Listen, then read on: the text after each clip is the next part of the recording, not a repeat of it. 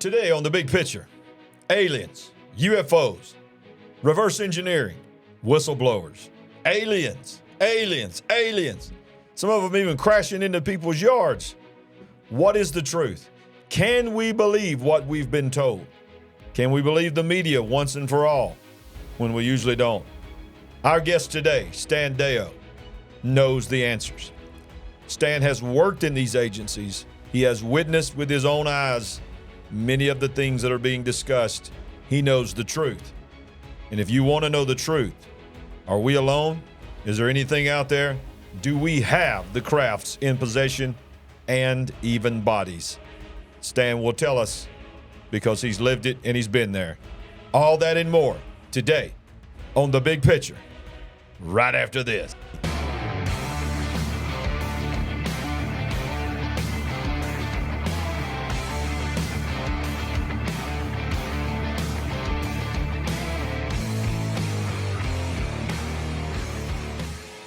Sandy, you and I have followed his life, his ministry, his just incredible story of what all he has done, what he has still done. Amazing career. Yes. And when he's not slowing down. He's not slowing down. Maybe just a tiny bit. No, I don't think it's even a tiny bit. I think he might be ramping up. But the thing is, when we begin to hear about this whistleblower and we begin to hear about disclosure, and they had all these things, all of a sudden, things we've been talking about here on The Big Picture, everybody's talking about on mainstream media. We were just a little bit questioned, and we were like, well, we need to hear from somebody that we trust. Right. And we knew immediately who that was. And that was none other than our guest tonight on The Big Picture, Stan Deyo. Everybody welcome Stan Deyo. The crowd is going wild. They always go wild for you. Yay, yay. They all love Stan Deyo. Stan, welcome to The Big Picture once again. Welcome back, I should say, to The Big Picture. You are always our honored guest to be with us, and we are honored to have you again, sir. Thank you. Good to be here. Still breathing. Yes, you are. Yes, you are. Well, Stan, we want to cut right to it and get right into it. Of the people that we know in our life, we know a lot of preachers, we know a lot of teachers, we might even know some people that's politicians. But when it comes to subjects as UFOs, UAPs, aliens, re-engineering, reverse engineering, aircraft, and all this, the only one we really know, and we're blessed and privileged to know him, and that is you, is... you are the authority in our lives. Absolutely, and I think you're the authority in most people's lives. Exactly. So, Stan, before we react to some of this stuff that's come out with the whistleblowers and with the supposed craft that crashed in the backyard in Las Vegas and picking your brain on these video clips that we're going to show, I would be interested in knowing your initial thoughts. So when you heard that this whistleblower was now going to say officially for the first time what many things that you knew and that you lived and you experienced, what was your first reaction when you heard that this whistleblower had come out and the things that he had said? Well, the fact that he had come out was interesting. It caught my attention, but he said several things. Which ones that he said that you want me to comment on? Well, let's just go ahead and get into it. Let's start off right here. We're going to watch this first little clip here. It's just a few seconds, maybe a little more than a minute, and then I want to get your comments on this. Arrow. And now in a News Nation exclusive, David Grush, an Air Force veteran, former member of that task force, and veteran of the National Geospatial Intelligence Agency, is formally blowing the whistle on secrets he says no one has ever shared publicly before. You are one of the most trusted former intelligence officials in the U.S. defense and intelligence establishment. Yes, I was. You were trusted with the most intimate secrets. Yes. Grush sitting down with award-winning investigative journalist Ross Coulthart, who's reporting for News Nation and has spent years reporting on the UFO question. What conclusion did you come to at the end of your time on the UAP task force? The UAP task force was refused access to a broad crash retrieval program. When you say crash retrieval, what do you mean? These are retrieving non-human origin technical vehicles, call it spacecraft if you will, non-human, exotic origin vehicles that have either landed or crashed. We have spacecraft from another species. We do, yeah. How many? Quite a number. You're kidding. No.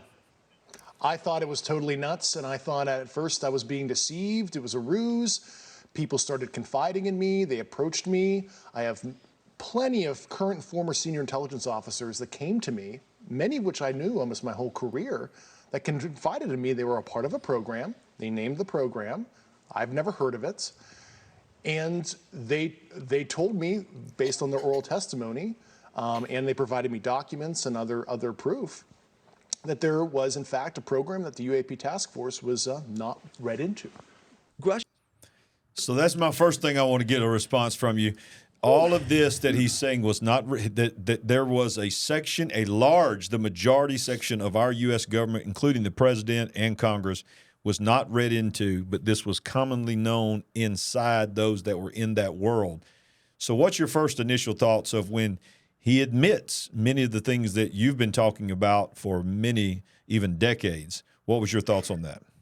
Well, the fact that it's coming up public, from a whistleblower that seems to be qualified, the fact that that's happening now tells me that they're about ready to launch this great deception to form the world government, the fallen ones in their flying saucers and whatever. And what they're saying, what he's saying anyway, is he's a young fella. He wasn't in the program way back when I was there, but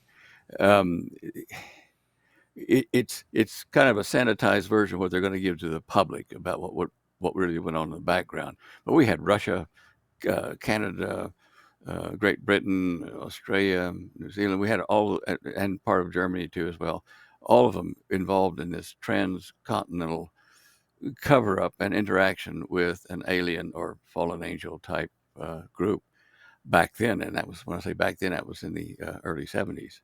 So you're saying in the early 70s, there was already cross-national connection to dealing with these entities, whatever they were.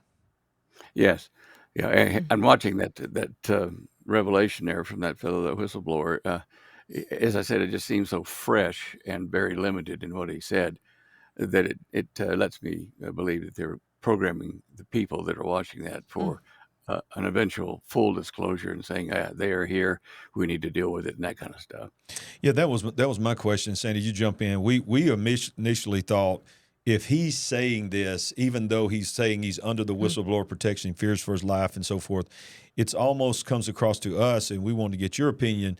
Do you feel like that even though he's supposedly exposing things, he's really Do you think he's controlled opposition? He's been given a script and sent out there to say certain things and make it look absolutely or sound absolutely believable? Hmm. I think so. I think you're right, Sandy. Okay. Okay. We've thought that. Wow. Right. Well, the next one is the big one that you just alluded to, and this is when the reporter asked him, and he reveals that not only have we been reverse engineering crafts, but that we actually have bodies, and this is the one that everybody's freaking out about. Yeah. So let's listen to this. If you're telling us the truth, everyone, the entire American public, has been lied to for decades. Yeah, there's a sophisticated disinformation campaign targeting the U.S. populace, which is extremely unethical and immoral. You are saying to the human race, for the first time, an official intelligence representative at a high level from the US government is saying publicly, we are not alone. We're definitely not alone. Absolutely, the data points empirically that we're not alone, yeah. Do we have bodies? Do we have species of Here it is. Well, non-human? naturally, when you recover something that's either landed or crashed, sometimes you encounter dead pilots. And believe it or not, as fantastical as that sounds, it's true. It's also harder for people to wrap. Wow. So as fantastical as that sounds, Right. it's true. And he didn't use, in this clip, he did not use the term, is it non-human that he's Non-human. using? That's his term, yeah. But we're non-human. hearing that word and that terminology, non-human. Is this a new turning of the page, and are we creating a whole new line of thinking and even saying non-human? Well, how would you differentiate between that and the word alien? Exactly. Why not It's just like say they're afraid. Why Yeah. can't we just say extraterrestrial the way we have so many years before, and people that would even entertain that type of thought? Yeah, he's allegedly from our government, a government, department. But back when I was in the program, um, no one was read in, in the governments of the world. It wasn't a U.S. thing; it was a global thing. And our organization, as I said before, covered the entire planet, major governments. I don't know that we had China involved, but anyway, um, their politicians, their political structure would not be read into this. It was really external to that, and the funding and all the other discoveries we shared between ourselves, but out of government control or oversight. So now he's saying that he's from the government doing this, and I'm positive that he's being used as a token in what they're going to pull on A the people. mouthpiece. Okay. Yeah. Now, understand the governments are going to collapse when this new world order forms. National governments are going to go. Is the new world order that you're talking about when the governments collapse, is it going to be brought forth that these entities, these non-humans, aliens, whatever you want to call them, they're going to take the new world order is them taking over the world? Is that what you're saying? Yes and no. What they're going to do is appoint a world leader, a human, back him with their technology and information to ensure that he's trusted by the people of Earth as being what he's supposed to be, the world dictator. But they're going to overthrow all the established political structures. The Illuminati that everybody's been chasing, myself included, for years, decades, they're going to be dealt with. They're going to be removed from the whole program. So, they may have had a good time and lots of rich parties and whatever in the meantime, but their time is gone when these people take over. And the takeover is going to be where people of Earth, people, not the government, where the people say, yeah, come help us, stop the asteroids, Wow. stop the pollution, all this kind of stuff. So it'll be a different world. It does sound a lot like the movie and television series V. Yeah. The aliens came with their blue energy Yeah. to help the civilization in the latest TV series. So we hear so much, even from our own government, about there's going to be blackouts, the power's going to go out. We have a threat, we have fear of an EMP, something exploded over the country that will knock the grids out. So if that were to ever happen, of course it would be devastating, but would these visitors come and bring blue energy for us? Well, they're going to offer something. They'll offer us energy. Probably free energy with a meter on it. They want to be sure they know who's using it. Yeah. In the spirit of good old J.P. Morgan, we're going to continue to charge you monthly. Yes. Yeah. Oh, definitely. That's how they control is the flow of energy. In physics, there's energy and there's the flow of energy, and the flow of energy is called power. So true power in this world will be the control of the flow of energy. Wow. That's so good. That's good. Okay, so I'm just going to go there, Stan. I'm just going to go there and ask you because it's out there now. This whistleblower has said it on regular news that we have people, pilots of non-human origins, what they're calling it, instead of aliens. Now, for those that may not be familiar with parts of your story, and only a part that you're comfortable sharing, what do you feel like these entities are? And y'all go ahead and get ready now, because here's the big question. Where are they? And if we really do have them, do we actually have them in custody the way that it's making it sound like that we have control over them? No, we don't.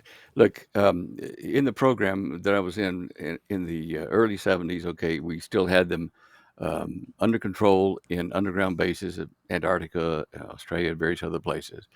And there was no problem with them.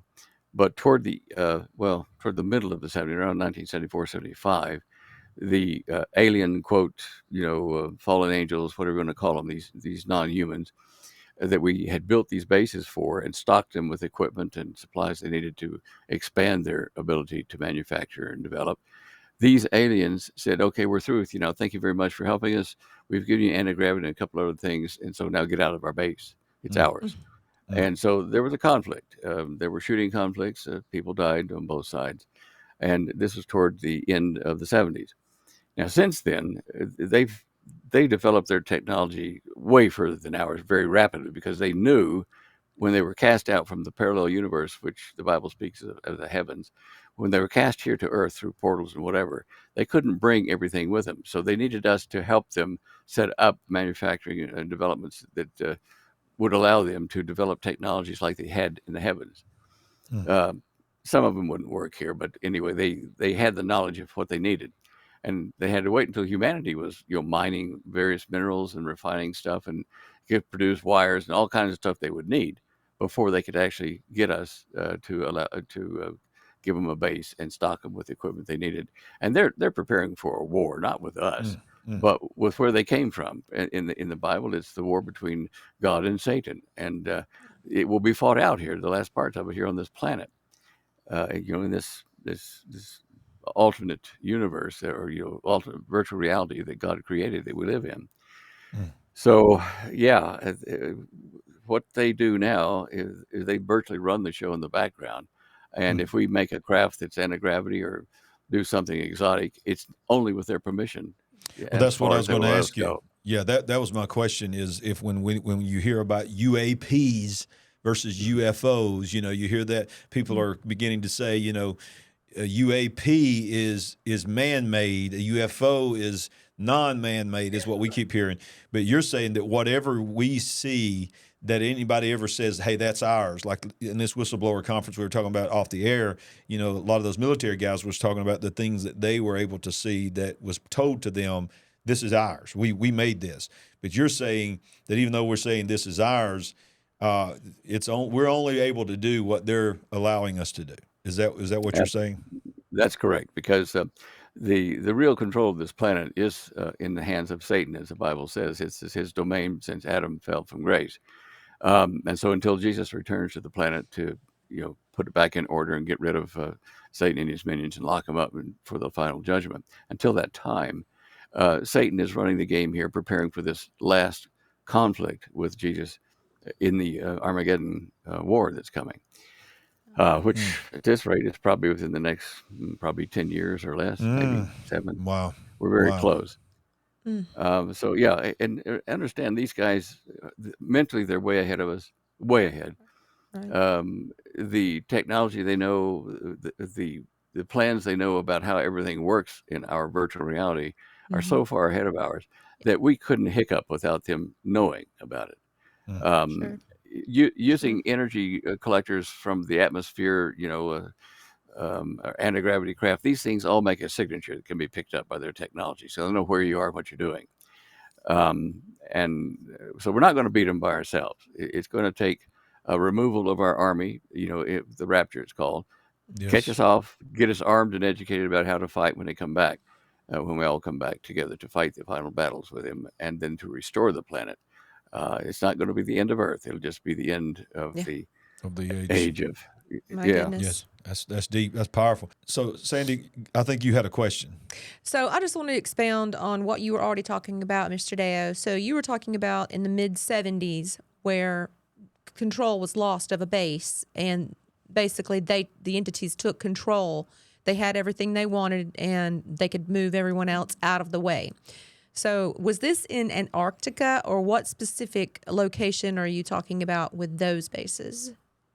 Well, there were many. We definitely had one in the South Pole, which the Germans laid the groundwork for as far as the human habitation of it in New Schwabenland. But we had some in the center of Australia at Pine Gap. Nuremberg. Well, Nuremberg wasn't underground, but anyway, and that was in Australia.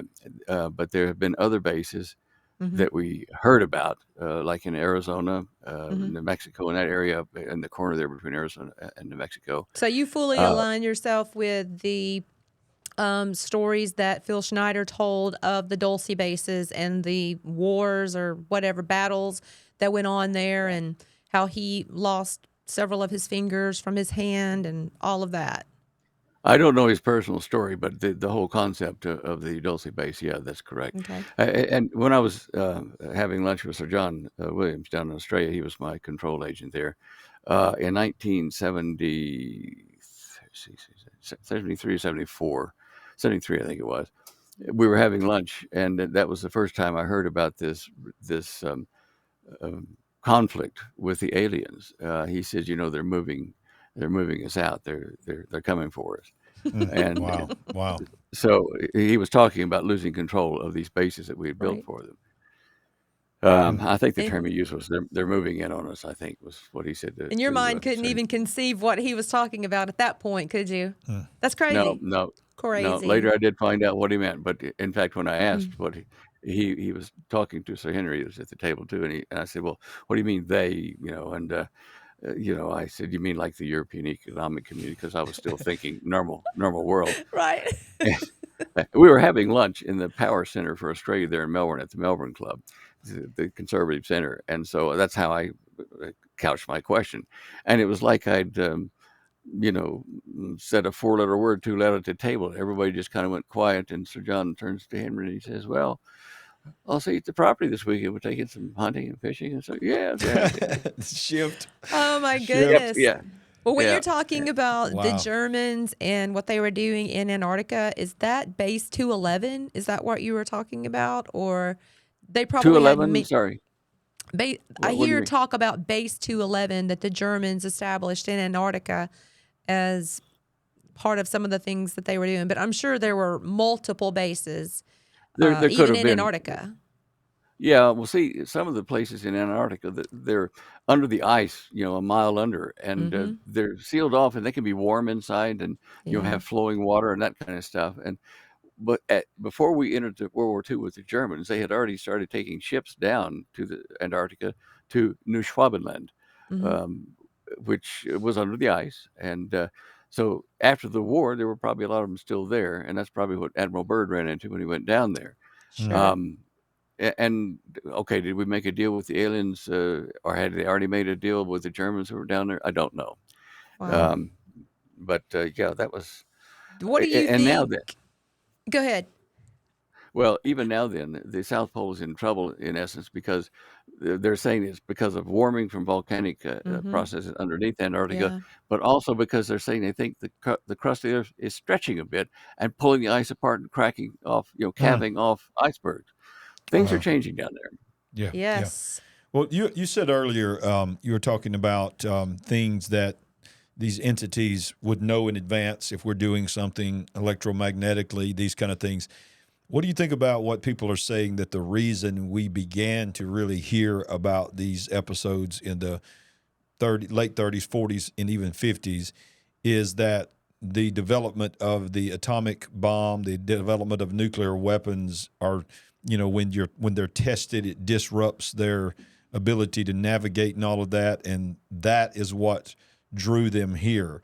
Do you feel that is the case, or do you think they've always been here? No, they've always been here. They were here before the time of Jesus. I mean, it's going back thousands of years. But our industrial complexes were not advanced enough for them to use them to much advantage. What they could mine themselves and fabricate underground or inside mountain bases, whatever. That's all they had. But they didn't want a nuclear war to screw up the balance of power that they needed to, to foment the war against Jesus here. They needed Jerusalem. They needed some other parts in Israel, in the Middle East. And they did have a base that we were allowed to visit and use about 120 miles out of Riyadh in Saudi Arabia. I've got pictures of it up on my website there from orbit. You can see where they've cleared up part of the ground now. But it was a, they had a plan where they didn't want us humans to destroy what they had planned. And of course, nuclear war would make the planet uninhabitable and all kinds of things. This is It what would I've have heard. complicated. So That's much interesting. damage and so much pollution. Yeah, these are things I've heard, and so wow, it's amazing to hear you confirm those things. Well, let's shift gears, and I want to get your quick comment on this. We won't spend a lot of time on that. And Stan, at the end of the program, I want to come back to you with one big important question because this is one everybody's wanting to know. We're going to wait to the end to get your answer on it, and that question is going to be, what are these things? If they've been here since before humans, what are they? So, but before we get into that, let's just comment. We immediately, like everything else that has to do with any of these topics, we think of you. And this is the strange instance of the green glow crash UFO in Las Vegas happening the week after the whistleblower. How convenient. Sources telling the News Now investigators that several agencies believe something landed or crashed. Whether it was non-humans or not, it certainly scared the people living on this property. Now, before we show you that video, listen to their call for help. There's like an 8-foot person beside it, and another one's inside, and it has big eyes and looking at us, and it's still there.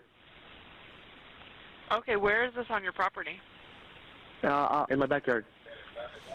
I swear to God, this is not a joke. This is actually, we're terrified of it. So there's two people or two subjects that are in your backyard? Correct, and they're very large. They're like 8 foot. 9 feet, 10 foot, I don't know. They look like aliens to us. Big eyes, they have big eyes, like I can't explain it, and big mouth. They're shiny eyes, and they're not human. They're 100% they're not human. Okay.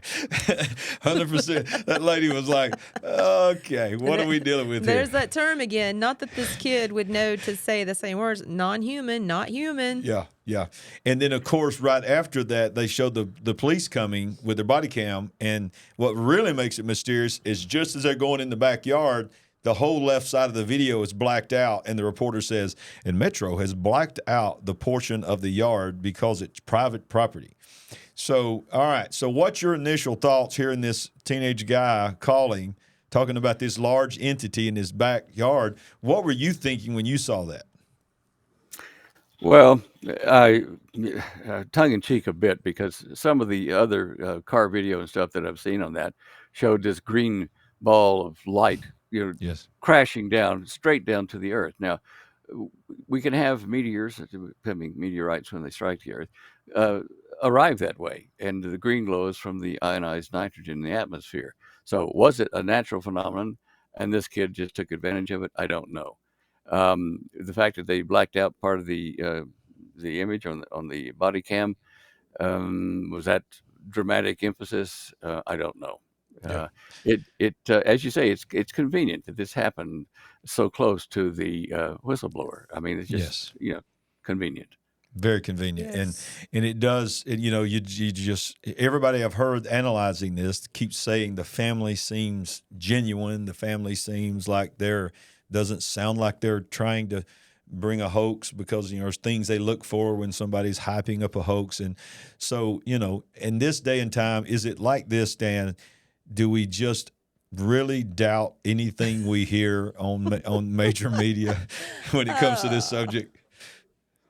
Yeah, I think that you got to be cautious with all of this, knowing that the propaganda war, on humans is in full swing. We learned a lot from the Germans and their propaganda machines. We're being herded into a particular gate in the paddock. Come on. Yep. Wow. Yeah. So when I look at that, if it was a real thing, let us say, that was staged by the fallen ones, the aliens, and their craft for the benefit of accenting this whistleblower thing, there are beings among those that we've dealt with that are tall, but around 8.5, 9 feet. That I think they call them the Nordics, because they're fair skinned, and their skin makes rainbows in the direct sunlight because of the small scales in their tissue there. But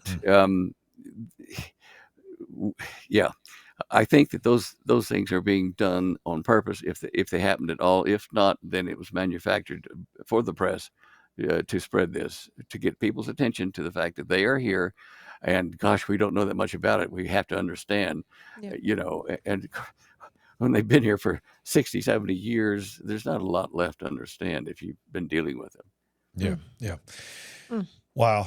Well, I have another clip that I was going to show that I'm not going to show, but it's the clip of that young guy. His name is Angel. How fitting is that? His name is Angel. Yeah. And I thought that was pretty interesting too. And he made a video by himself. He's just sitting there in front of his phone, and he's just like, I just want to let everybody know that people saying that I'm hoax. I want to tell you what happened to my family. And then he makes the video and he shows some clips of that night and everything. And then the family goes dark. And from what we understand, they've left their home. They've been persecuted. This is the narrative. And that, they're going dark. In fact, I don't know if you've even seen it, Sandy, but today he released like a 20-second video. And he's on the video going, listen, man, my family is being tormented. We are scared for our lives. You believe what you want to believe. I said what I had to say. This happened to my family. I'm out. I'm going on with my life. Y'all go on with your own life. And then he just cuts off. And this is like a teenager. And so people are coming back and saying that the government and different people are threatening his life and all kinds of stuff. So, and it could be that, or it could be just giving more into this, hopefully not created narrative, but it could be created to just add to the original story of Mr. Grush. I mean, we have to think that way now. We cannot just accept things at face value. Yep. Well, there was a document that a Russian general had written during World War II, the Protocols of the Learned Elders of Zion, and it was a spurious document. It was purported to have been taken off of a stand outside of a meeting place for Jewish Freemasons. And in it was a whole blueprint for how to take over the earth. Now, the one thing I remember about it was the last part of it where it said the people of earth, when they've been prepared properly, will not have to be, captured, or forced into a world government. They will have such disdain for their established governments that they will cry out for someone to deliver us from all this. Wow. They will ask for it. And that's where we're being herded. That's the gate down there at the end of the paddock. Yes.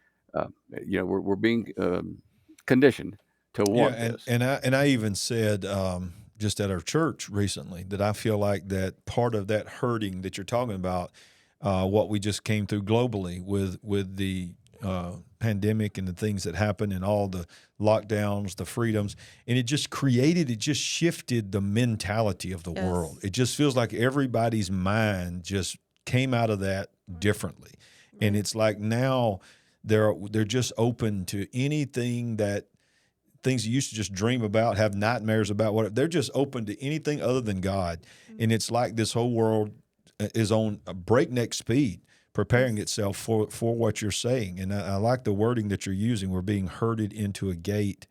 And that's been the plan of the enemy all along. Sandy, you had a question? I don't want to deter us too far in too far of a direction, but I have to ask this. I have to mention this. So you watched the entire Dr. Stephen Greer conference that he held. We haven't seen the entire conference. We did see several different speakers. So I saw what I want to talk about is the younger man who talked about being in a jungle, I believe, situation where he and those who were with him came upon a craft hovering not too far off the ground, and that there were private contractor security men guarding that entire area. And he knew he was in trouble when he came upon them. They were obviously not happy. And somehow he came about knowing that they were using this vehicle, this craft, to move weapons and humans as a part of human trafficking. So I don't know if you heard that part of it. Yeah, I did. Okay. That was astonishing to me.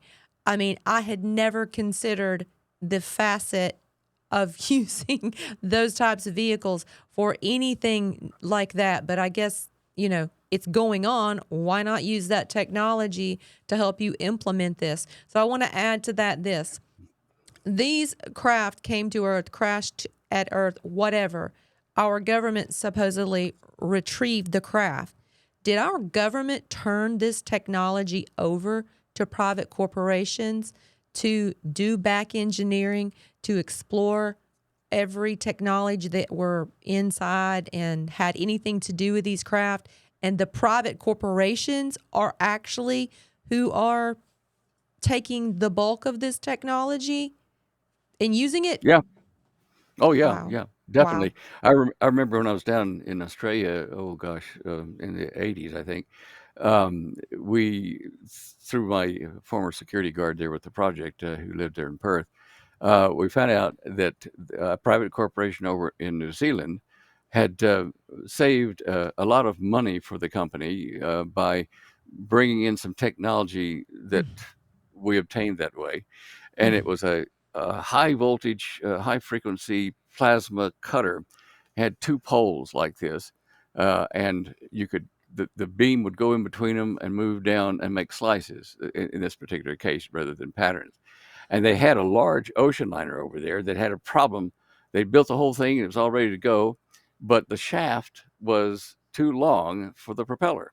It had to be cut through. I mean, we're talking about, this or even bigger type, rods that drive the propellers. Okay, so there's no way to cut it in conventional times, in enough time, quick enough to save the project. So they moved everybody out of the factory. You couldn't touch the metal walls of the building, and only 2 or 3 people that were knowing what they're doing were allowed to go in there. They set up the posts and the plasma cutters and let it sail down like this, and it makes like an atomic level cut. It's just perfect. It's so good that you have to slide the pieces apart when you're through cutting them, because the vacuum lock is there. And so you slide it rather than try to pull it off, because you hit atmospheric pressure that won't let you pull it apart. So they did do that, and they cut off, I think it hit something like a 6-foot diameter steel thing. Oh my goodness. Wow. Wow. And that was, that was part of our technology we're talking about. I mean, Sure. molecular physics has moved by heaps and bounds behind the scenes. Yeah. And that's why things like in The Day the Earth Stood Still movie, where the flying saucer landed and it was just smooth, and all of a sudden a door opens and a ramp rolls out and Clay 2, the robot, comes out, and then, the pilot. Okay, and then when they're through, it closes up and it's solid again. Well, this is a matter of taking 2 flat pieces of somewhat like a circuit board, but placing it on the inside wall, and so there's this very small space in between them, and you draw a pattern on the wall of your metallic craft and say, that's where I want a door to be. You turn it on, and what happens, these high frequency currents go out and they separate atoms. They don't tear it apart. They separate it by vibrations at a high frequency, and then a spring lock or a hydraulic or whatever moves that whole section of the wall out, and there's your ramp.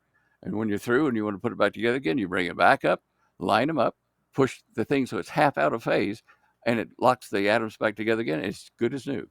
Wow. And it seals it like there's no crease, there's no evidence that it was even there. That's incredible. Well, absolutely. I think we can safely say everyone's head is spinning at home that's watching this show. If you left early, shame on you. You missed that little nugget right there. Yeah.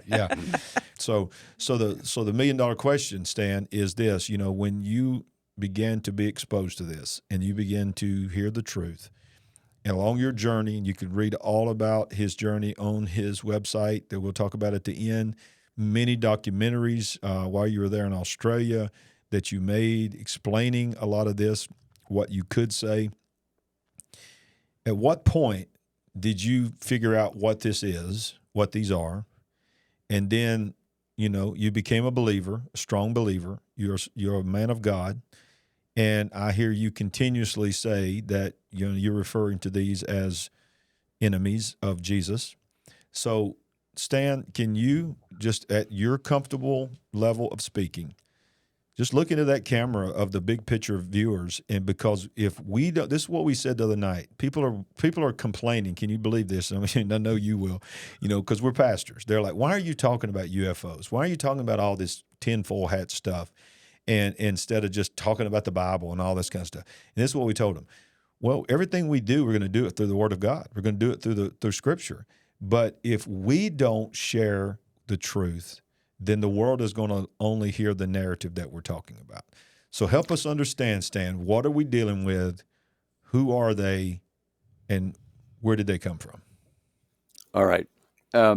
From the biblical sources, we know that there was a war that started in the heavens, in the parallel universe where, quote unquote, God and his angels live. Now, one of his angels, the highest ranking one, was Lucifer, Satan. And he was the covering guard over the throne of the creator of all that we know. Now, he rebelled, and a third part of the beings in the heavens there in the parallel universe rebelled with him. And they were chastised by God and cast down to the earth in various waves. And they're still being cast here, I think. But they were cast here to be faced by Jesus, God's Son, in a battle that would then allow them to be defeated and put in prison for a final judgment about 1,000 years later. So these alien critters are extraterrestrial. That means they're not from Earth. They're from the parallel universe in the heavens that's spoken of in the Bible. And their objective, it doesn't really include, helping the human condition or humans. They're really using us as fodder. In Daniel, it speaks about the Antichrist of the time with the help of an alien god. And when I translated that, word by word and subword by subword from Daniel 11, and I put that in an addendum or like just an appendix to the Cosmic Conspiracy 2010 final edition, where I show that the words that Daniel used to describe this Antichrist, this fallen one, and his minions, they treat humans as fodder, as fragile vessels to break and destroy. So they're going to only use those of us that they need for their plan to establish themselves here and to make war when it comes down here from the parallel universe. The records on stela from the Middle East, from the Sumerian time, Babylonians, these things record events where there were the fallen ones, these angels who are fallen from the upper universe, where they come through portals on ziggurats and come down to earth to deal with humans and to give us, even as it mentions in Genesis, to give us things and technology that we really weren't supposed to have yet, metallurgy and various other things, and pharmacopoeia. We cannot beat them without an equivalent amount of technology and knowledge, and we don't have that ourselves. Only the rightful king of this planet, the ruler, which is Jesus, has that, and he's going to share it with us. Those of us that are called up to be with him and to join his army and be equipped with the stuff we need to defeat these beings.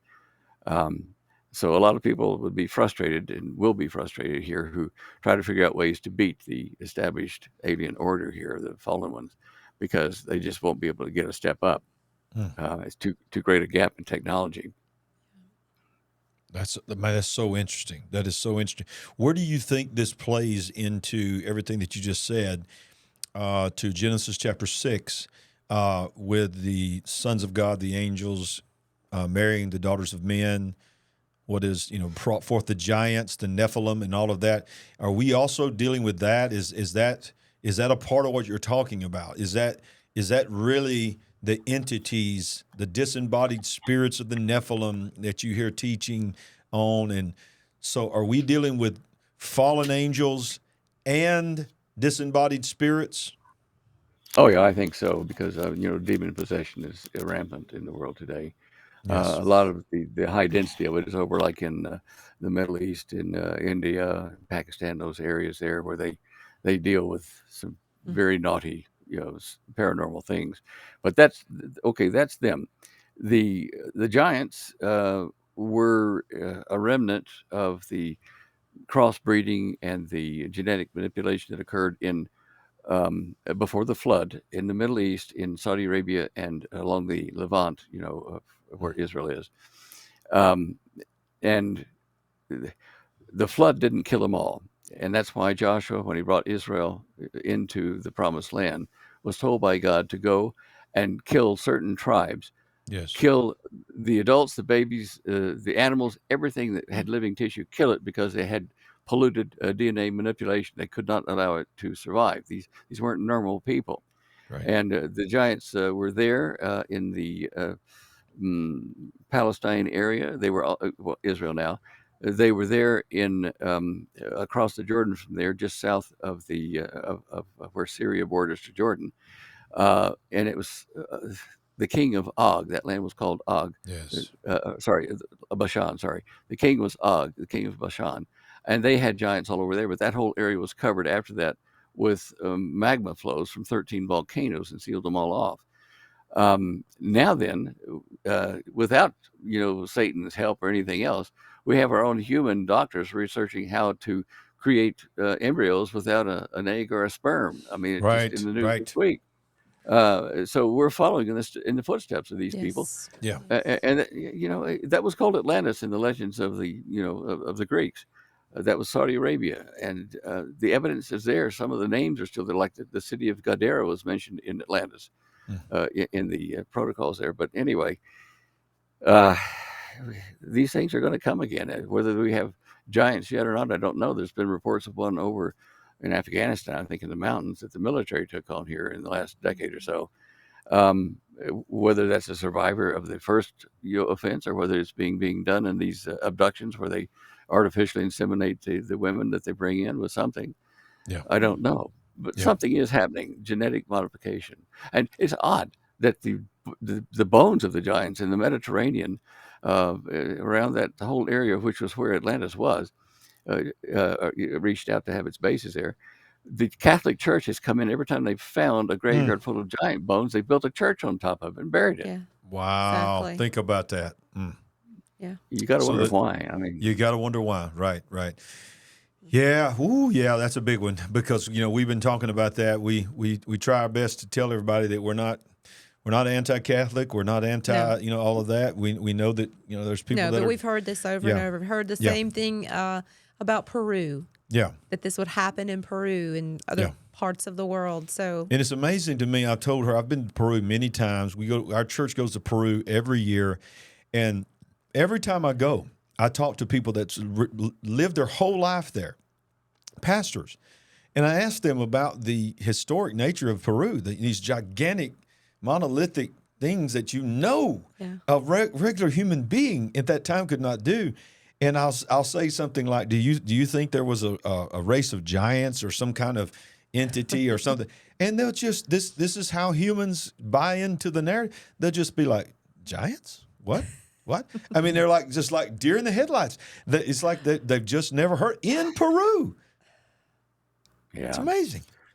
Yeah, in Daniel we're told that what is coming is a revived Roman Empire, the two legs of the statue that Nebuchadnezzar dreamed of, left and right, east and west, old Roman Empire revived. Well, today that would be Europe, left leg. Your west, and then the east into the Middle East, you would have the Arab key nations like Saudi Arabia and Iran, those areas. So we're seeing the revived Roman Empire. Wow. And you have in the Vatican the remnants of the original Roman Empire, because the organization of the Vatican and the archbishops and all that kind of stuff was like when Rome had governors in various states or countries. Yeah. And those are now archbishops. They're not governors, but yet they are. They whisper in the ear of the kings and queens that run these places, and they have for many generations here. Yeah. So that's going to be allied with the Antichrist kingdom that is coming. I think the fly in the ointment to the Antichrist kingdom is going to be China and some of the Asian nations that will join with China, the kings of the East. Right. They're not going to be stable within the world government that the Antichrist sets up. So there will be conflict there anyway. Yeah. And in fact, right now I'm doing a verse-by-verse teaching of the book of Revelation, and that's what I just got through speaking on 2 or 3 weeks ago about, the river Euphrates drying up, trouble coming on the Antichrist, the armies of the East, and that plays in right exactly what you're saying. So Stan, if people have made it to this point, their heads are spinning. They're either probably they've either already believed most of this and is a fan of Stan Deyo and is loving this, or they're like, what in the world is going on? I've never heard anything like this in my life. So some of them are probably scared. Some of them are probably terrified of this. So how should a believer respond to? Because what you're saying, Stan, is that this is only the beginning of the disclosure.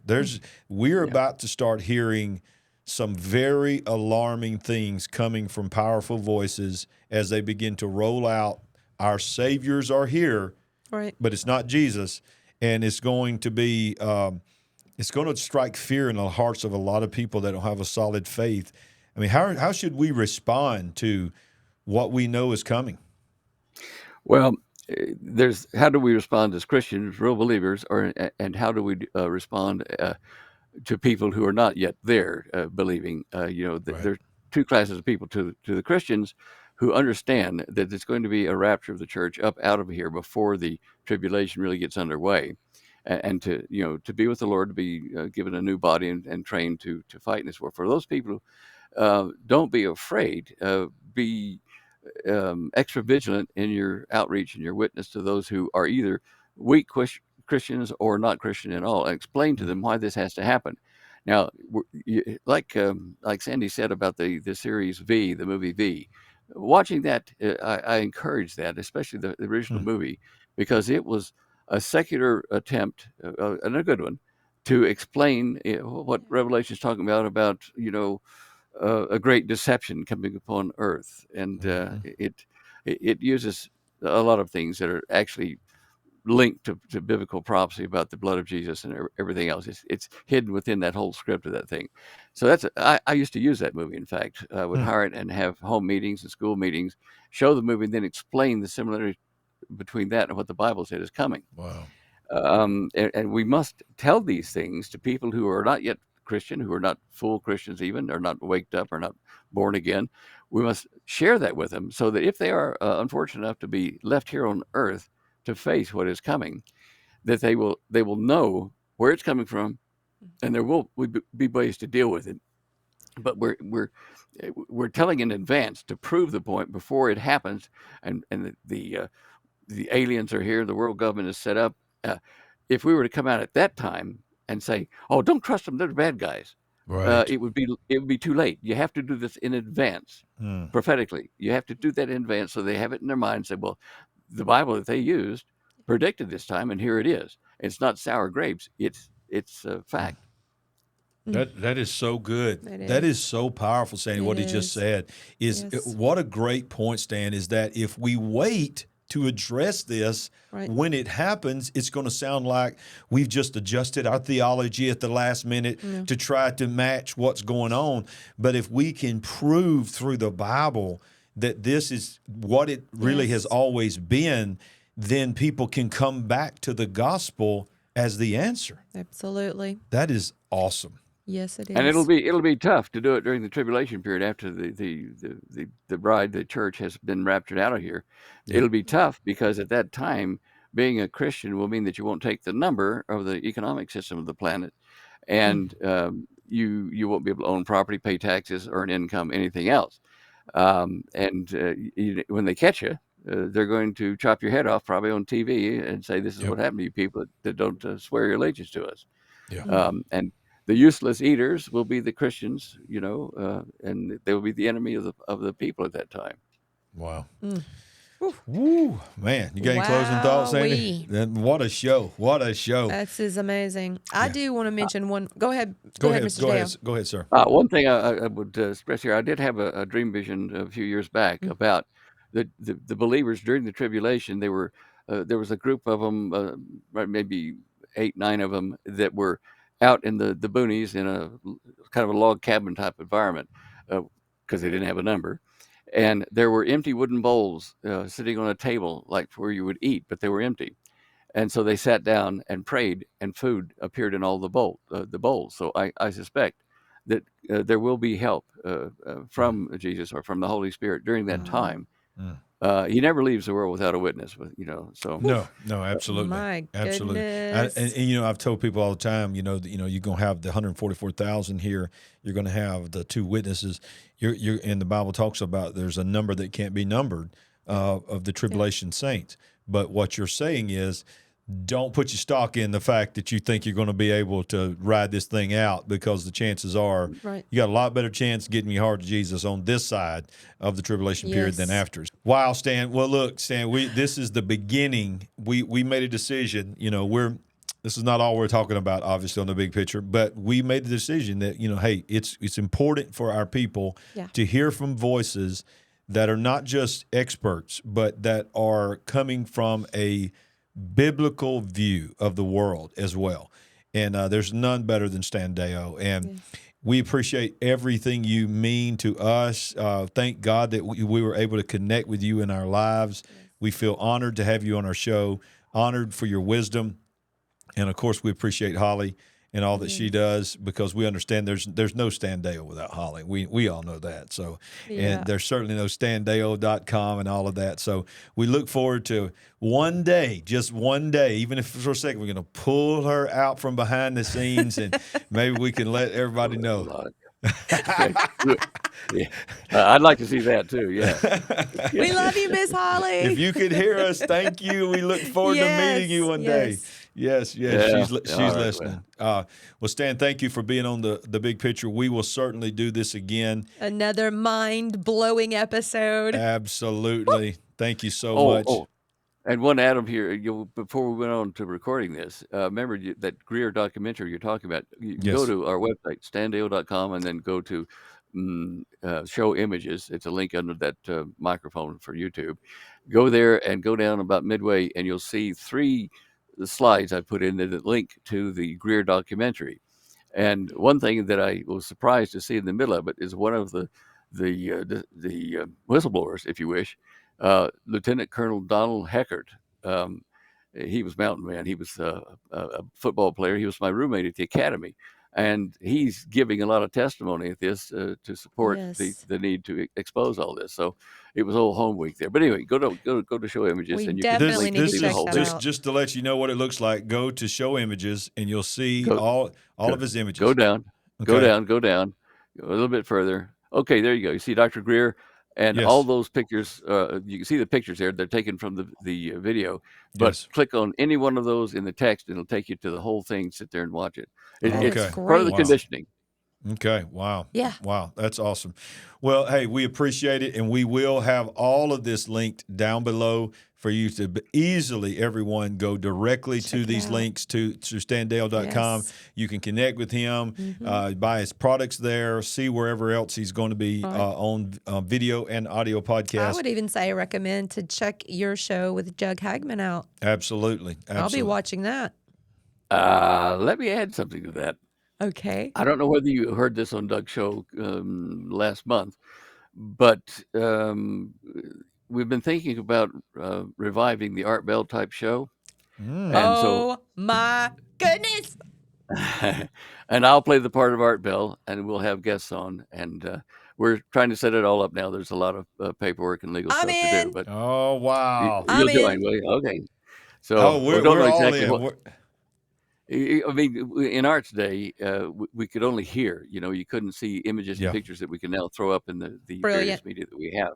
So it's fun. I've been going back over some of his old shows where we talk together and I love catching you on an old Art Bell. Yes. Oh man, those were good. Yes. Well, that sounds it was a different great. Time. Well, Sandy said it earlier, and I think she nailed it. You are not slowing down. Sounds like you are ramping up, doing more than you've ever done. That's awesome. Yeah. That's so great, Stan. Thank you for all that you mean to everyone that views and listens to you, what you mean to the body of Christ and to the Big Picture family. You are family to us, and even though we're in different states and we've only seen each other on video, hopefully that will change. We would like to meet you one day if we could. If not, we are grateful from the bottom of our hearts to have you on our show. So thank you again for being a part of the Big Picture. Thank you. Lord bless you both. Thank you so much. And to all the Big Picture family out there, we want to say how much we appreciate you for being here for this unbelievable program. Like Sadie said, I know your heads are spinning. Just go ahead and comment below. You don't have to agree with everything you heard. You don't have to. That's not what this is about. This is about us just giving you information. Sandy, closing thoughts. Well, That was amazing and exciting, and I can't wait for even more of it. So looking forward to it. Because like we said, we're going to give you what the Bible says, right. And we're going to bring people on here that's going to point you to Jesus. Absolutely. And if you don't know Jesus, there's no greater time in the world than to ask him to forgive you of your sins, come into your heart, and get your life ready for what is coming on this world. So we always remind you, no matter what's going on the big picture, I'm telling you, if you don't know this by now, that's right. We ain't woke, but we are certainly awake. Have a great night. God don't forget bless. your wide awake coffee.